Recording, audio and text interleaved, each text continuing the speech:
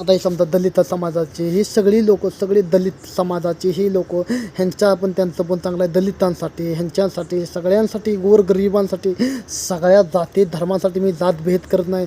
काही कडे आला, ढोर आला, हे आला, 18 पगड जातीसाठी मी सगळी एक होऊन राहायला पाहिजे म्हणतो. 18 पगड दलित ही सगळी 18 फकट जातींसाठी म्हणतो. संपूर्ण सगळी लोक जी भाषण ऐकतात, जी सगळी तरुण भाषा ऐकतात, सगळी आपण एक मिळून राहायला पाहिजे. जातभेद करून, भांडणं करून, ही करून तरुणांनी आपल्या रक्त सळसळ करायला पाहिजे. एक मार्गदर्शन द्यायला पाहिजे. आपण सगळी एक राहायला पाहिजे. एक राहून तर काहीतरी आपण ग्रॅज्युएशन बनवू शकत आहे. आपल्यातला एक सामान्य नेता, सामान्य कुटुंबातला, सामान्य गरीबातला, दलितातला, ह्यांच्यातला, त्यांच्यातला, गोरगरिबावरनी भ्रष्टाचार होतो. काय काय दलितावरनी, ह्यांच्यावरनी, वंचितावरनी, त्यांच्यावरनी पण भ्रष्टाचार होतो, अत्याचार होतो. गरिबाची कोण बाजू घेत नाही, गरिबासाठी कोण लढत नाही. गरीब मरतोय ती मरतोय, दलित ही मरतोय ती मरतोय. ही सगळी अशी काही समाज, सगळी 18 पगड छोट्या छोट्या जाती त्यात मी सगळी आलो. पण ह्यांच्यासाठी, तमामांसाठी, जनतेसाठी, महाराष्ट्रातल्या कोण्यासाठी, महाराष्ट्रातल्या राज्यासाठी, महाराष्ट्रातल्या येणाऱ्या पिढीसाठी, यंग स्टार पिढीसाठी एक ना एक दिवस तर आम्हाला याद करतील. एक सामान्य कार्यकर्ता सांगते भाऊ जाधव जनतांसाठी एवढं लढतो, जनतांसाठी भाषणं करतो, महाराष्ट्रात काहीतरी निर्माण करायची शक्ती ठेवतो. गोरगरिबांसाठी, महाराष्ट्रातल्या कोपऱ्यासाठी, महाराष्ट्रातल्या हिंदुत्वांसाठी. महाराष्ट्रात तुम्ही एक सरकार बनवले 5 वर्षासाठी. ह्याच्यासाठी सरकारने कामं चांगली व्हायला पाहिजे, गरिबांना हे व्हायला पाहिजे, सवलत्या मिळायला पाहिजे, ही करायला पाहिजे, भ्रष्टाचार होऊ नये, अत्याचार मिळणे, बेरोजगार फिरू नये.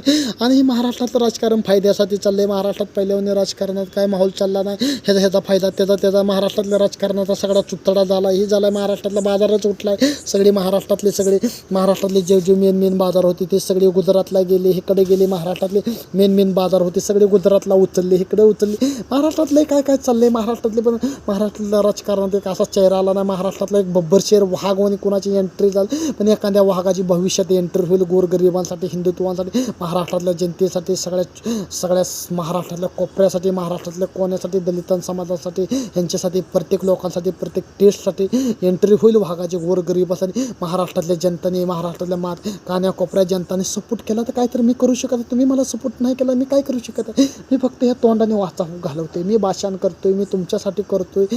ह्या तोंडाने मी भाषण तुमच्यासाठी करतोय. तुमच्या तरुणाचं रक्त सळसळ व्हायला पाहिजे. आपल्यामध्ये काय चाललं, आपण जातभेद करतो, आपण भांडणं करतो, ह्यांनी दंगे करतात, हे करतात, भांडणं लावतो. हे आपण ह्यांच्या नेत्यांपाय ऐकण्यापाय ह्यांनी भांडणं करतो.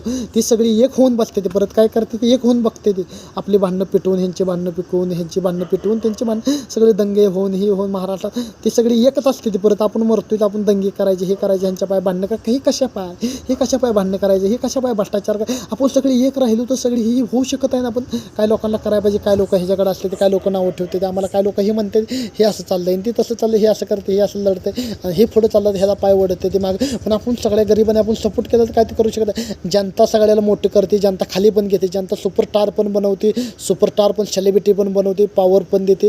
आणि ज्याला खाली करायची जनता एका मिनिटात खाली करते, त्याचा पाय खाली ओढते. हे तुमच्या आता सगळ्यात आपली महाराष्ट्रातली मीडिया बांधव पण त्यांना सुपरस्टार हिट बनवते. ते मीडिया बांधवांच्या पण हातात आहे. म्हणजे गोरगरिबांसाठी, महाराष्ट्रातल्या तरुणांसाठी, महाराष्ट्रातल्या यंगस्टार पिढीसाठी, माता माऊलींसाठी, आया बहिणींसाठी, यंगस्टार पिढीसाठी, म्हाताऱ्या माणसाला पण पेन्शन चालू व्हायला पाहिजे. म्हाताऱ्या माणसांना पण पेन्शन चालू, त्यांना पोरं संभळत नाही, ते म्हातारपणी हाकलून लावते, हे करते. ते ही माझी अपेक्षा आहे महाराष्ट्रातल्या राज्यासाठी, महाराष्ट्रातल्या देशासाठी, महाराष्ट्रातल्या येणाऱ्या पिढीसाठी, महाराष्ट्रातल्या तरुणासाठी, युवा पिढींसाठी.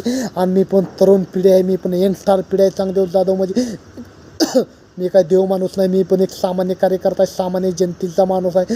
जनतांसाठी मिळलं तर चालेल, जनतांसाठी माती झाली तर चालेल, गोरगरिबांसाठी लढणार, मरते दम तक लढणार. हे माझा आवाज कोणी बंद करायचं कोशिश केलं तर ताकद केला मी घाबरणार नाही, निश्चिंतपणाने लढणार. आई जगदंबी तुळजा भवानीचा माझ्या पाठीशी आशीर्वाद आहे. आणि जय छत्रपती राजांची आम्ही मावळा आहे आशीर्वाद आहे. बाबासाहेबांचा पण आशीर्वाद आहे आमच्या पाठीशी. आम्ही लढणार, सगळे महावीर आपले सगळे लढले ते तसं आम्ही लढणार. गोरगरिबांसाठी, हिंदुत्वांसाठी, सगळ्या महाराष्ट्रातल्या लोकांसाठी लढणार. महाराष्ट्रातले लोक एक ना एक दिवस मला सपोर्ट करतील, मला शिव्या का देतील, काय म्हणतील, पण लढतोय गरिबांसाठी. मी पण गरीब आहे. महाराष्ट्रात मी अन्याला वाचा फोडल्याशिवाय मी शांत बसत नाही. महाराष्ट्रातल्या तरुणांसाठी, महाराष्ट्रातल्या यंगस्टार पिढीसाठी, महाराष्ट्रातल्या जनतांसाठी, महाराष्ट्रातल्या अलग अलग स्टेटसाठी, महाराष्ट्रातल्या कोपऱ्यातली, कान्यातली, हिंदुत्वानी सगळ्यांनी भाषण ऐकायला पाहिजे. कसं वाटते भाषणाचा अनुभव घ्यायला पाहिजे बुजुर्गांनी.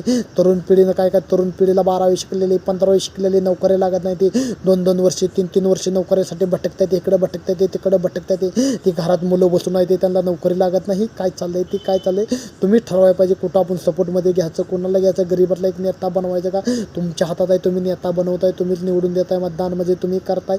हे मी भडकावायसाठी भाषण चालत ना. महाराष्ट्रात एकदा होऊन जाऊ दे, काय व्हायचं आहे ते चांगले जाऊ, कोणाला घाबरत नाही. जय हिंद, जय महाराष्ट्र.